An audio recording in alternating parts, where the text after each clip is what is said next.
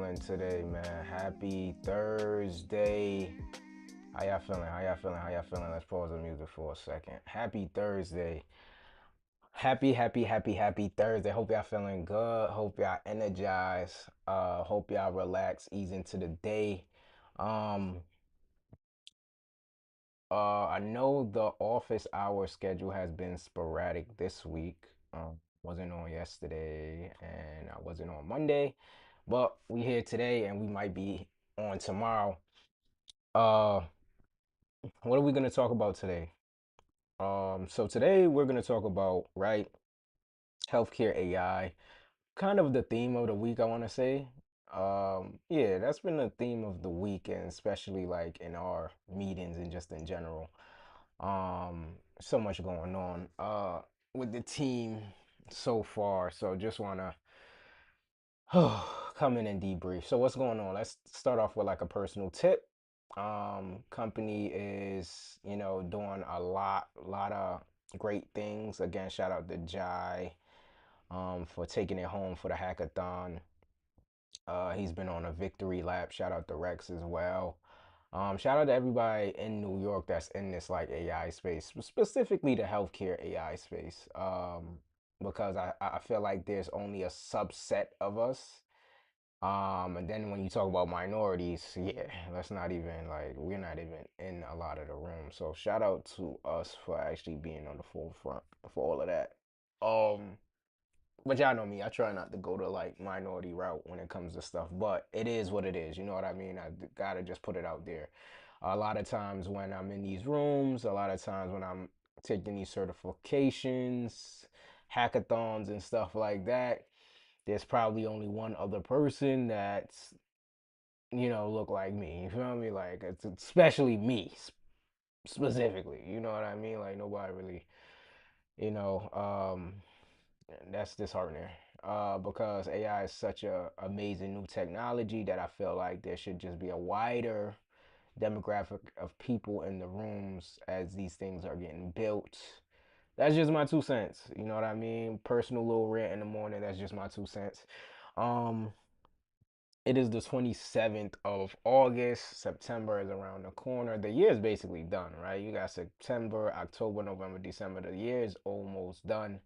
Um, a lot going on. So, um, drinking my water this morning. If y'all don't know, it is so Thursday. So if y'all, I probably talked about it a few times on the Thursday before, but Thursday and Fridays I fast. So Monday, Thursday, Friday I fast. Like I fast. So I do a 24-hour fast on Monday, and then I do a 48-hour fast for Thursday and Friday. You feel me? Um, so that's just my lifestyle. That's just what's going on right now. So if I'm low energy a little bit right now, it's because I'm preparing to, just the 48-hour fast has started for you guys. So I'm just gonna be drinking a bunch of water. Usually I have some like lemon water and stuff in it and stuff like that to give me flavor. Um, but let's not be too long with it. Housekeeping, go ahead, scan the QR code. It's going to take you to A Plus Active Services. That's where you're going to be able to reach out to the team, get some information, and check out some dope content. If you're a healthcare professional, we have the Prompt Clinic. The Prompt Clinic is where you're going to get some hands-on training about AI, specifically how you can incorporate it into your practice, into your line of work. Today, we're going to talk about patient information in AI because that's like really, really big, right? Like that's like my mic good. I feel like it's awkwardly placed, but patient information, like why is this important? Well, because we're in healthcare, right? We deal with patients, and patients are, it gets serious, right? Especially when you're talking about some healthcare information, like it gets serious. Like we don't want to give out any personal information. So today we're going to talk about healthcare AI. Can AI protect sensitive data, right? And what does that mean? So open data retention, we have an article. Well, and it's pretty much see timely discussion of healthcare handling sensitive information. So what is healthcare, right? Patient in the over and above and then implements. Right? So like is data retention actually means retention and for right data. The case for evaluating AI tools, right? all that stuff that is so important. But then like a lot of the, I'll say like publications and a lot of people covering it and stuff like that, especially in the AI space. Like you'll probably get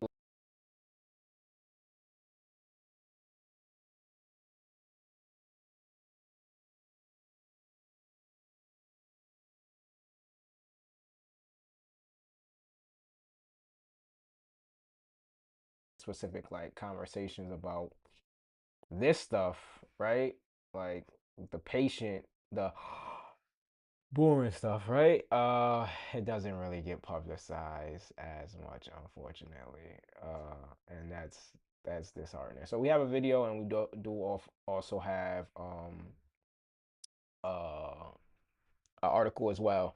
So just so you guys know, this isn't a brand new video. This is an older video from, I want to say, at the top of the year. We're just gonna revisit this because we really want to understand what is healthcare, right? Within AI, what does it mean?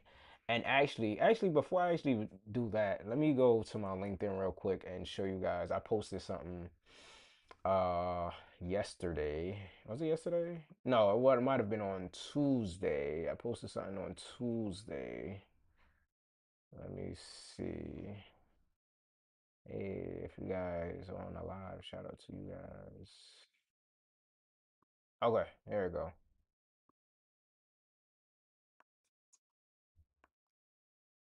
And this is pretty much what I posted. Let me zoom in a tad bit. Uh, a tad bit right here. So, a list of top health systems in NYC you can use ChatGPT with, but here's the thing. I have a huge love for the healthcare in New York. Part of my day to day not too long ago was connecting patients and care teams to these exact systems to improve quality care. The thing is, I can almost guarantee less than half of them use AI. For the ones that do, maybe only 1% was actually trained on how to use it well. Yet, if you load up ChatGPT, here they are, right? Here they are. So let's just go into this list real here. I know this is New York specific, but I feel like this is important. We're talking about HIPAA and healthcare AI and stuff like that. So here are some providers that are within New York that you can pretty much sync your data, your patient information with ChatGPT, and then you'll be able to kind of like navigate this. So you can actually like go in and sync if you're a patient at Mount Sinai, NYU, New York Presbyterian, Montefiore, a bunch of these other hospitals, right? New York Health and Hospitals, Columbia.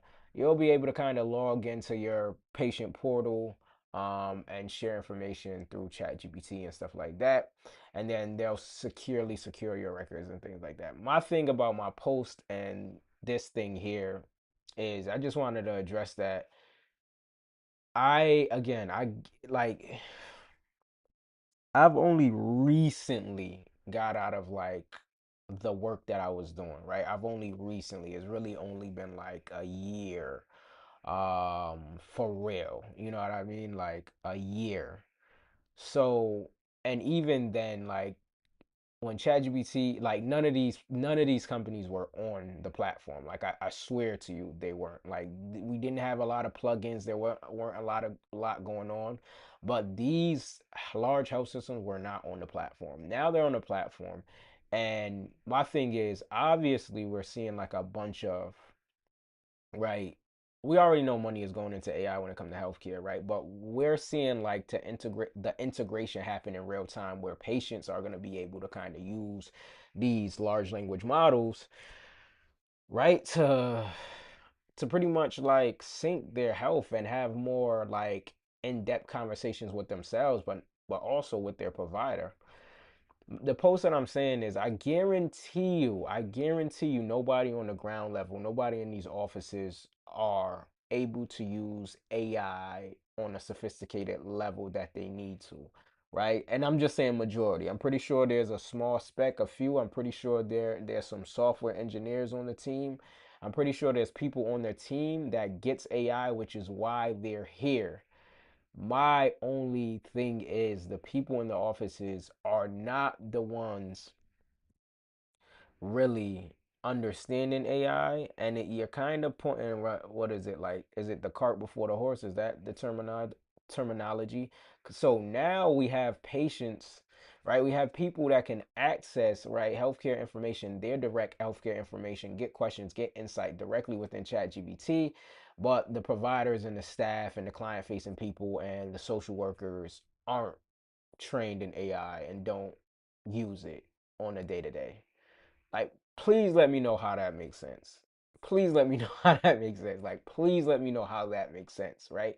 So now we're gonna have like a scale of patients who are either well versed enough in AI to talk about their healthcare and talk about or ask questions about their patient journey, but the people providing the service aren't trained in this technology.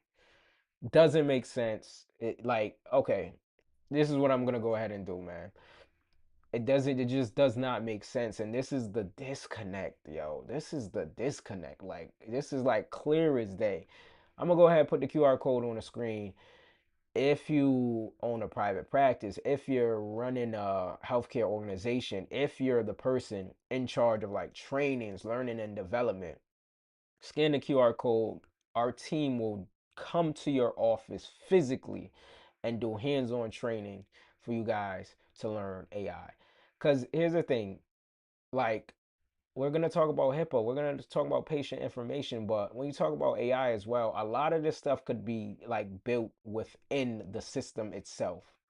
Mount Sinai could have their own AI integration happening that's super unique from NYU, that's super unique from New York Presbyterian and health and hospitals and stuff like that, and could still be fully like can communicate in between. You know what I mean? We still have the epics, we still have like these big EHR systems and stuff like that, but like for someone who's doing the work to then go in and say, hey, I built the system where we could streamline all this and we could talk just as sophisticated as the patients about AI and what they're seeing, that should be a game changer, right? Like, I'm not far off when it comes to that, right? Like that's right. Like, okay, doesn't matter. Okay, so let's get into offering zero data retention. What is zero data retention? This was an article that came out last week. I've noticed one thing. So when I get on these AI office hours, real quick, let me come to you guys like full screen. When I get on these AI office hours, I get resources and I get a lot of information. I go into Codex, and so pretty much how my day to day is either in the morning or the night, I go into Codex and say, hey, Codex, run me an AI office hour prep. What it's gonna do is give me three different categories of like what I should talk about for my office hours. So it's gonna be, the categories are always the same: trending news in AI, healthcare related AI, and a live build. I haven't done a live build in a minute, so I should probably either do that tomorrow or next week. But I've noticed, right, being that I'm using Codex for this, right? I'm using Codex for this. My resources have been coming directly from OpenAI, right? Like, for the most part, it's always defaulting to OpenAI resources. So that's just interesting. Go ahead, scan the QR code, man. Let's get into it. All right. Offering zero data retention for frontier models, right? What does this mean? You guys will be able to kind of look this up as well if you guys want to take a look at it. So zero data retention gives enable API customers a clear promise, right? OpenAI does not retain their prompts or their models responses after a request is processed. Customers content is not available on OpenAI personnel for review, and enterprise customer data is not used to train our models unless customers explicitly opt in. So these are like pretty much like the things that they have on the enterprise level, or just like if you guys are incorporating OpenAI's infrastructure into your practice, right? That's super important, especially for people. I don't have experience. I don't have deep knowledge as to if there's a lot of um companies like, I don't know anyone in New York that has onboarded OpenAI into their infrastructure is what I'm saying. So if you guys are thinking about that, we'll be able to support you. But I haven't came across anyone who has the infrastructure in their practice as of yet. But I'm pretty sure it's right. It's big everywhere. So as a model, let me see how it looks on the screen. I'm gonna take off the QR code so you guys can see. As models take longer, more complex tasks, some serious risks may only become visible across multiple interactions. So existing ZDRs, so that is the zero data retention, only becomes visible across. So existing ZDRs, compatible safe systems, evaluations, each interaction individually. Today we're previewing the private safety processing, which is designed to identify patterns across related interactions without giving OpenAI personal access to underlying content. So pretty much they're saying it was like, we're training our systems, we're training our model not to save the information, not to use the information for anything else unless the company opt into it. As well as, right, the chats, right, the interface aren't even like saving the information, but they're figuring out a way to kind of still automate the process or use the pattern to kind of predict what provide how people will interact in some way, shape, or form with the information, right? So that makes sense. So for the ZDR deployment, customer content remains on infrastructure the customer controls, right? So we also developing an option in which the content is stored in an OpenAI infrastructure, encrypted with keys controlled by the customer. So I believe this is going to be really for the business and the enterprise people to really understand that you're going to be able to encrypt a lot of this stuff within your own infrastructure within OpenAI, right? So safety and all that, that kind of, I'm not going to say it goes out the window, but like is the same as, right, your patient portals, your Epic and stuff like that. It's, you're able to access it in a secure manner. Same with OpenAI if you choose to go that route. In both cases, automate systems can identify potential misuse and return limited safety signals without exposing the underlying prompts of response to OpenAI personnel.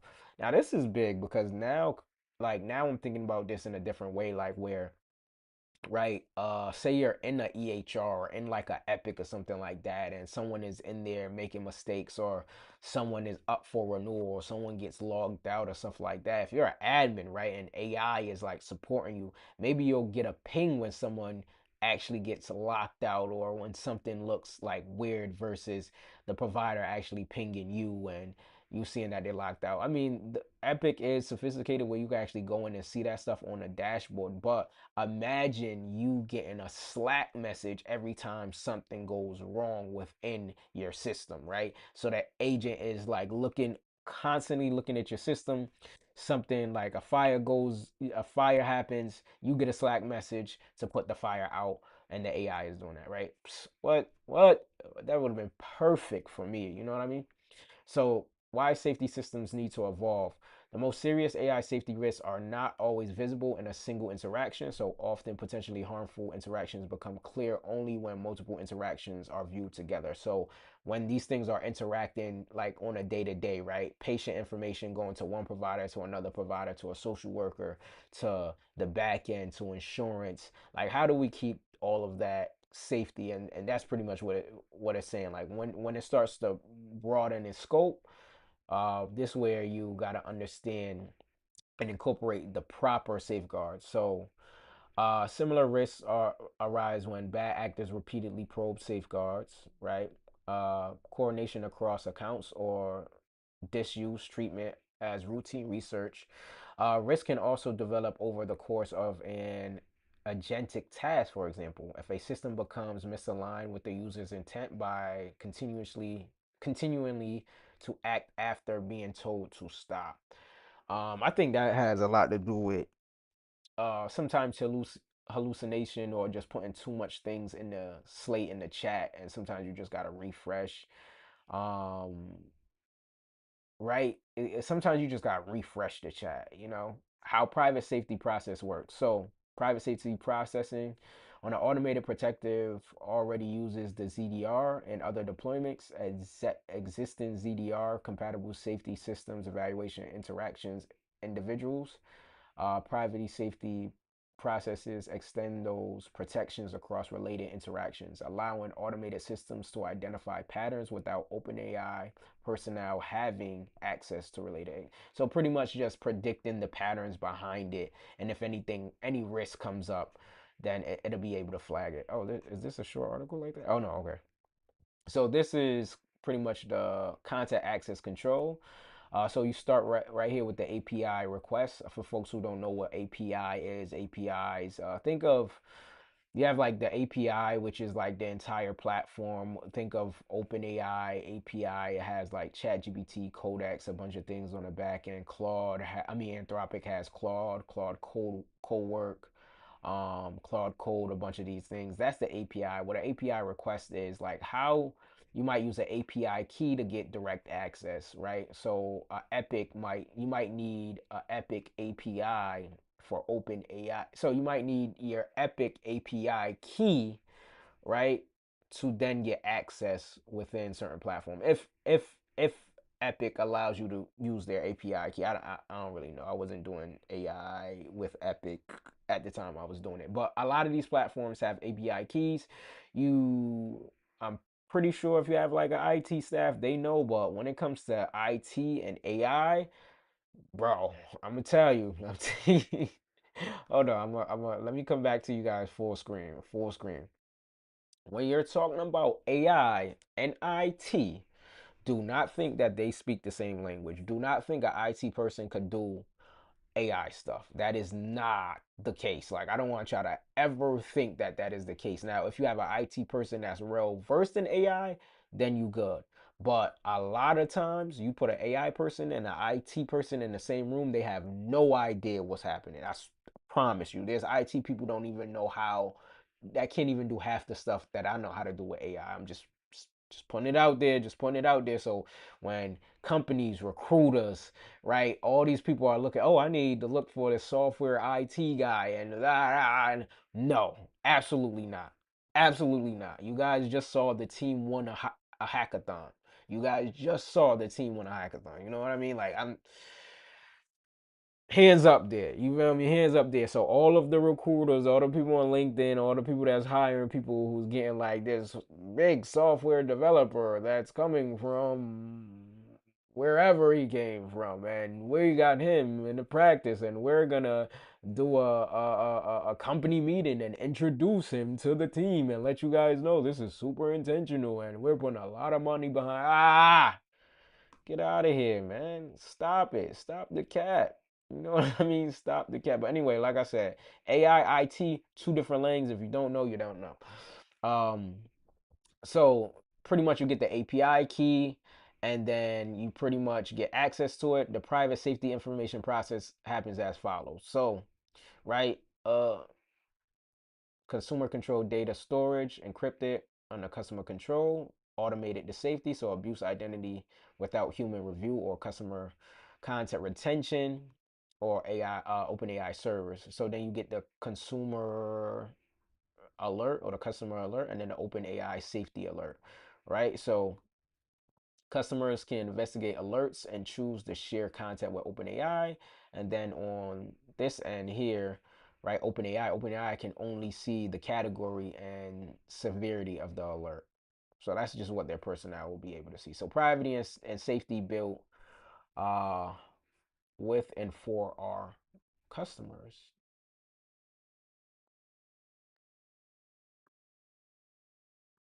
So these are actually companies that have integrated it and what they said. So like I said, I don't know any companies personally on my like in my Rolodex of people who's incorporated OpenAI into their infrastructure as of yet, but these are some companies here.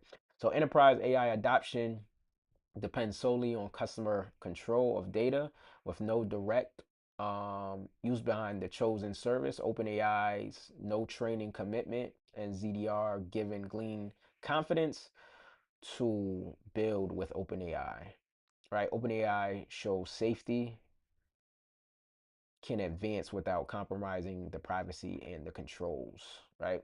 Databricks. Our customers rely on Databricks to access powerful AI models without the data and governance environment they already trust within. Sorry, within. I thought it said without. OpenAI's continued support for ZDR and their collaborative approach to AI safety helps us make their increasingly capability models available while preserving the patient data, right? In healthcare, protecting massive amounts of sensitive data, ensuring the accuracy, integrity, and the fundamental to earning the trust of clinicians and patients, right? So you got to make sure you have the trust.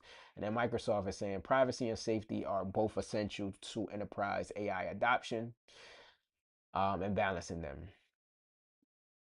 At Microsoft and GitHub, we've been working through many of these same issues ourselves, and we appreciate OpenAI's approach for helping organizations maintain control of their data while preserving important sensitive protection. So these are some people who are actively using, right, using OpenAI's platform within their infrastructure.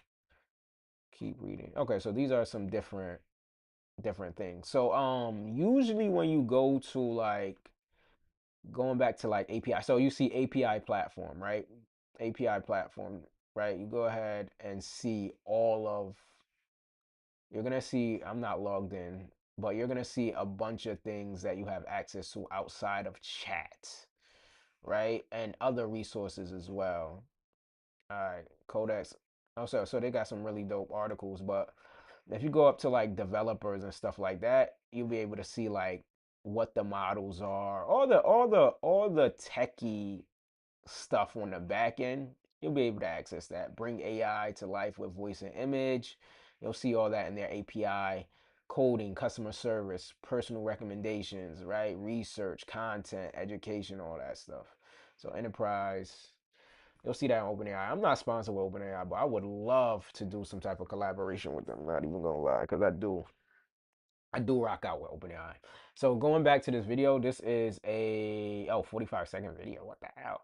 So this was like 7 months ago. This was at the beginning of the year. This is when ChatGPT Health kind of first launched. Let's just watch this video and then we'll debrief and come back.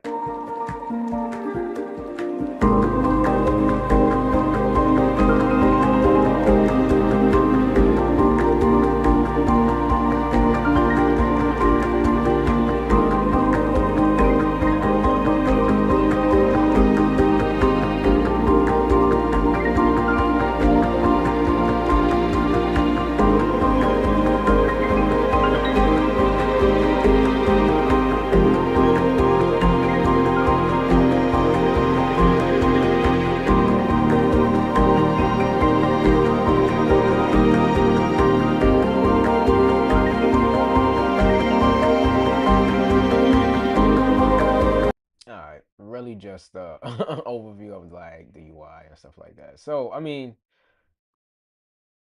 what does this mean, right? Quick office hours today. What does this mean? What should we be aware of from a healthcare professional standpoint, and what should we be aware of as an individual? So, from a healthcare professional standpoint, one is obviously these large systems are adopted AI a lot on the back end, not necessarily on the front end, but obviously you're gonna have to equip the team, or your team should be privy to what's going on so they can be up to par. Honestly, what's probably happening across the board is they're probably just going to be hiring a bunch of people that's fresh out of college that kind of know AI, where they were taught AI, just to do the work and then weed the other people out for cheaper. That's what I mean. That would make sense to me if I was running my business. You know what I mean? Especially if y'all don't know how to use the technology, and then not being open to. Here's the thing, like when you're in a big enterprise or a traditional health care system, or a startup that kind of went from startup to now, I don't even know what the term is. It's startup. What's the term after startup? We go from startup to regular. Let's just say regular. um so from startup to regular, you get people that are just used to doing things how they do things, like 1,000%. Like you gotta even think of the back end, like the not the put age or anything, but there's a lot of older people running the show behind a lot of things, right?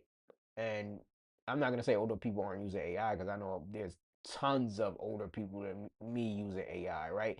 But I'm saying when you're in the habit of doing things how you've been doing things forever, adopting something new is like like it's like my mom, for example. My mom isn't necessarily tech savvy at all, like at all. Like she's really just now starting to be on the internet in recent years, like within the last 5 years. I want to say I've been seeing her like on Facebook a lot more and stuff like that, and that's only Facebook, you know what I mean?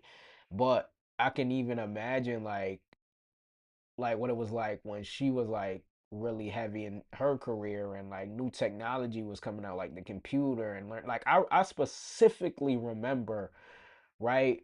Us getting our first computer in home, and she had a friend that knew how to type. I swear to God, like this was like the craziest thing. So we had a computer, and she had her friend come over. Her friend just on the computer, and like I remember like my mom sitting around her, I'm sitting around her as an infant, however old I am during that time, and we're like just amazed, like you just know how to like typing was crazy. You imagine how much you were getting paid to type at that. Oh my God, like what? I'm pretty sure she was getting like a lot of money because I've never even seen. First of all, computers weren't even like, at least in my home, like I didn't just have computers like that. Like it was a point in time where we had computers, and then AOL, right? And then dial-up internet and stuff like that. So reminiscing, dating myself, but I'm an OG. I'm a 90s baby. You know what I mean? So it's like you want to equip yourself with this skill, but you also want your team. Like if you're a growing practice, if you really thinking about growing your healthcare business to the next level, and you're not using like AI, it just doesn't make sense. Like it's weird to me. It's weird, like as to why wouldn't you be, not that you're not using it, it's like why wouldn't you invest in training your people to use it if we know that patients are gonna be using it in the future? Like it's kind of like I'm not gonna say predicting the future, but if you see like I'm pretty sure the person who invented bottled water, right? And this is like off track. The person probably was like, he probably was at a waterfall or whatever. I don't know how it came together. He was at a waterfall, probably seeing people like bring buckets and gallons over, right? Or or know that people travel across deserts or it gets super hot. He probably was seeing buckets or whatever. And he's like, man, I'm seeing these people bring buckets of water for the tribe, man, for the tribe, like just, and they're dragging this, and it's so heavy, and it's just like, what, like, like, what if I just want to water for myself? And then he just said, bottle water, and then he's like, wow, I could travel with this, whoa, like, whoa, and then just, it just, whatever happened in that guy head, he just made bottled water, and he became a millionaire. I'm just saying, enable your staff to use this technology, give them the opportunity, have some optional trainings.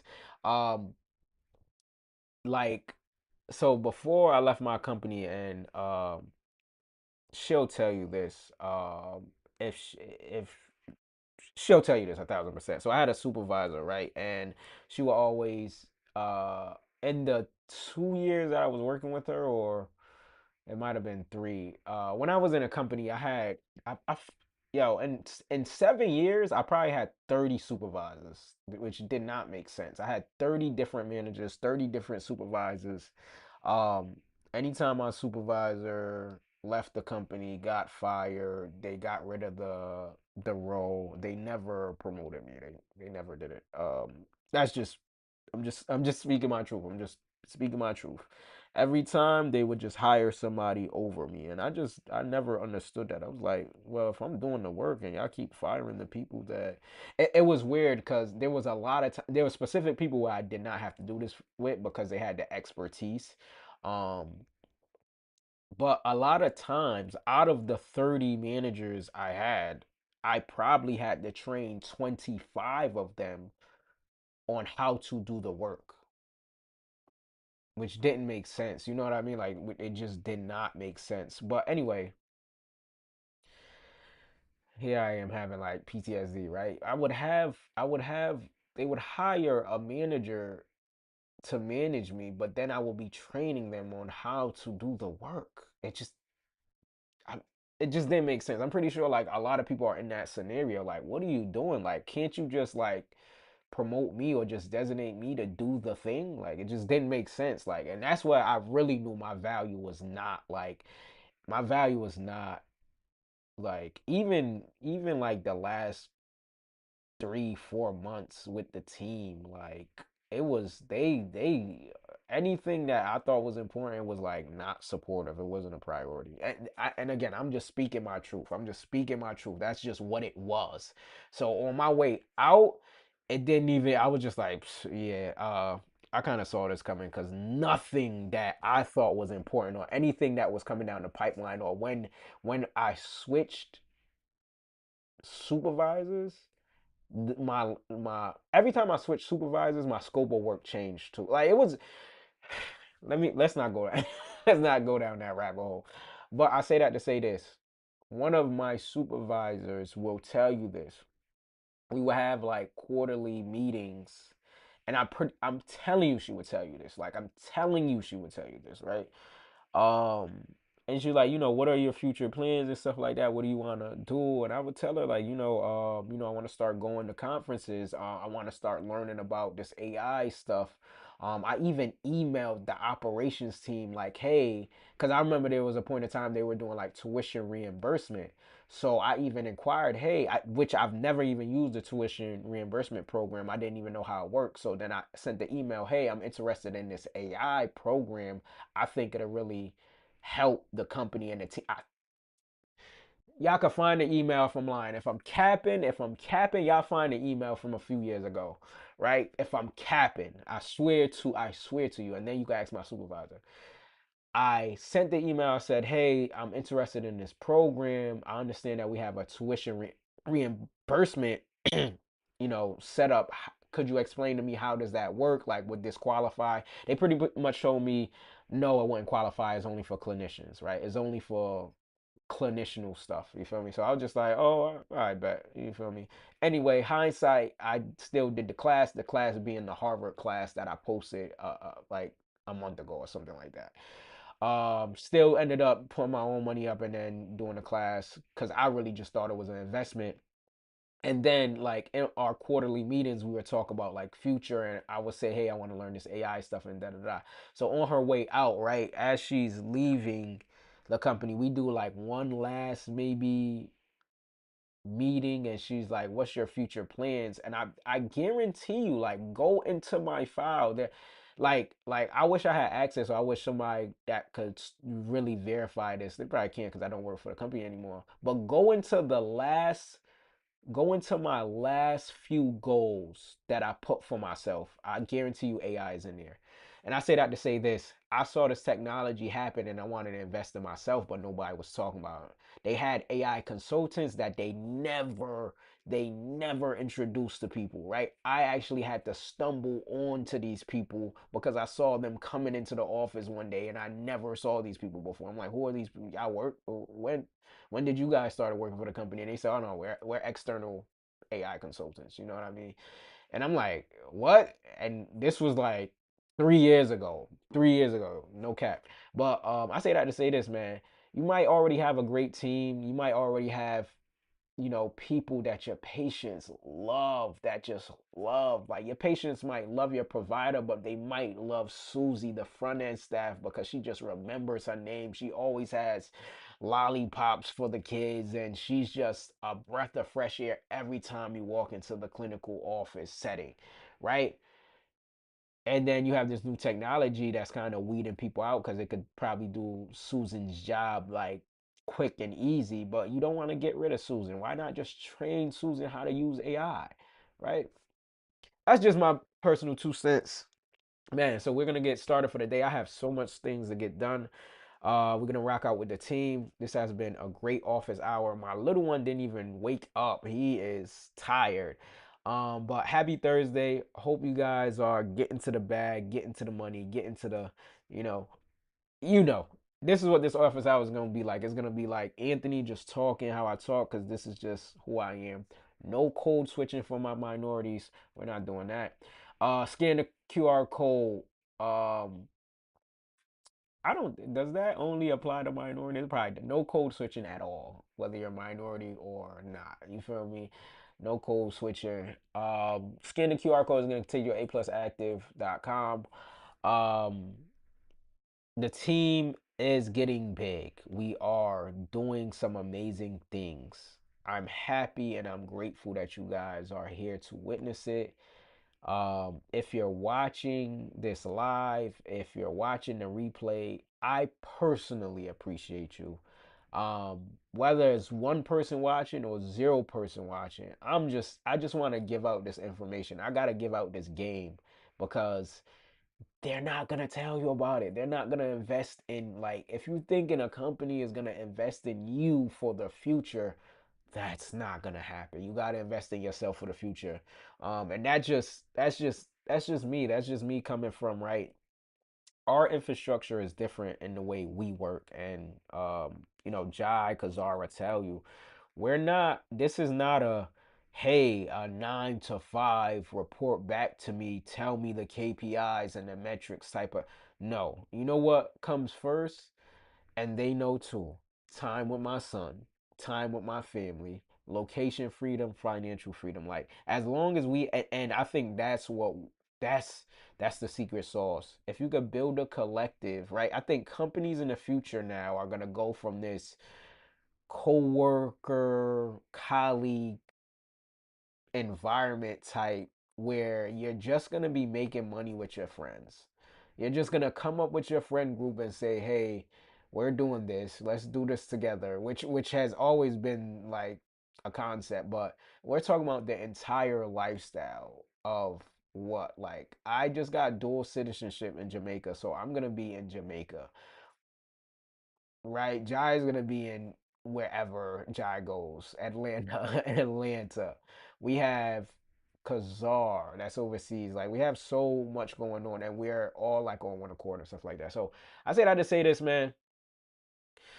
Use this. This technology is here for us to take advantage of, and take advantage of it in the most fruitful way that works for you. Make sure y'all work out. If y'all ain't work out yet, make sure you meditate. Make sure you journal. It is Thursday. Let's end off the week strong. Let's be positive.